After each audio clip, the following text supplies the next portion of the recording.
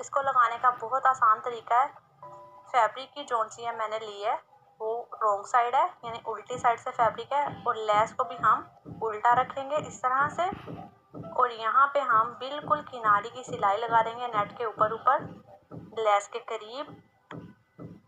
तो यहाँ पे मैंने सिलाई लगा दी है, एक्स्ट्रा लेस को कट कर दिया है। तो ये देखें हमारे पास सिलाई लग के फैब्रिक आ गया है। अभी हम इसको सीधा करेंगे, सीधी साइड ये है तो ये उल्टी साइड है, इस तरह से फैब्रिक को सीधा करेंगे। तो अभी लेस को इस तरह से फ्लिप करेंगे और फ्रंट साइड पे थोड़ी थोड़ी सी पाइपिंग स्टाइल छोड़ के, थोड़ी थोड़ी सी मगजी छोड़ के एक सिलाई लगा देंगे।